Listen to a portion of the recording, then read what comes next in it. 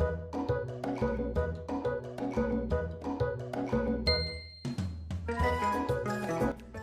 hi there! I didn't hear you come in. Welcome back to Pixel Juice. Today we're going to be looking at Bad Guys the Movie.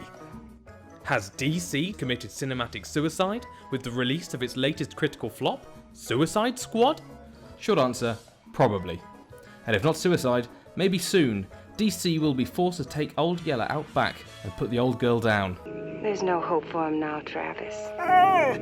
He's suffering. What? You've never heard of Suicide Squad? You haven't seen the trailers that outshone and missold the final film? You haven't heard of the frankly embarrassing Rick Ross Purple Lamborghini music video? Fine, let me get you up to speed. Suicide Squad is the latest attempt by an increasingly desperate DC Comics at weaving together a cinematic universe, one that's going for the jugular of the undisputed king of the superhero movies, Marvel Studios.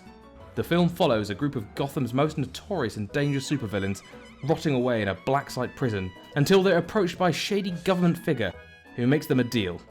Time off their prison sentences for cooperating and signing up to a covert team for disposing of superhuman threats to the Earth.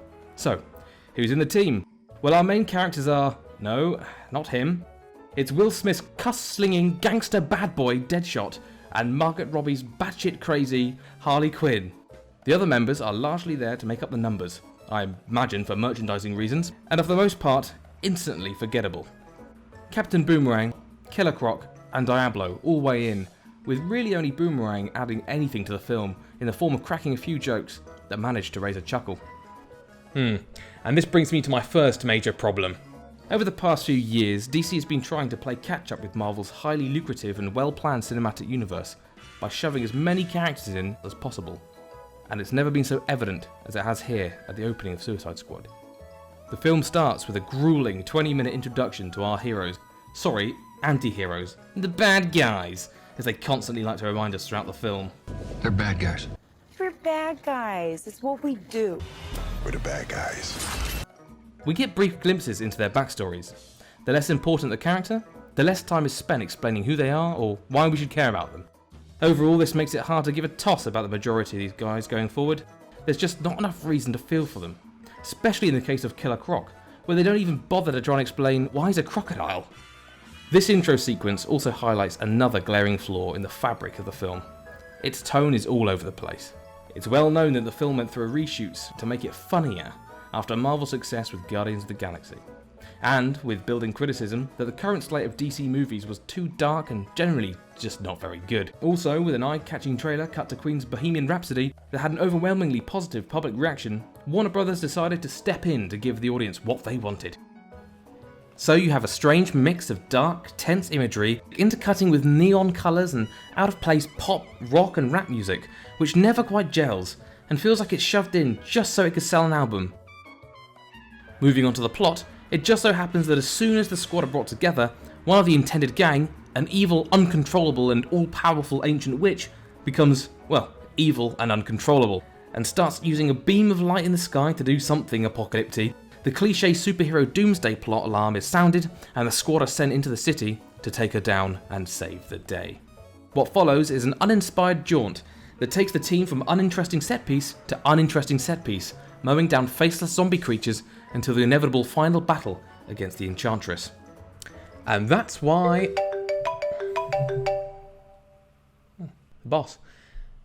Hey there, you right? Yeah, what's up? What do you mean? Now calm down, what do you mean? What do you mean lawsuit, false advertising? I know the Joker's in the thumbnail. But it's no worse than what DC bloody did in the trailers, is it? The Joker has been at the heart of a lot of the controversy with this movie, with even Jared Leto, who played him, complaining and feeling cheated by how he was cut out of the film. Everyone's favourite clown-related villain is restricted to a handful of tame scenes in a shallow side plot where all he's trying to do is find his GF, Harley Quinn. On his wacky misadventures, he doesn't really do anything, except just appear every now and then to remind you that you've been conned.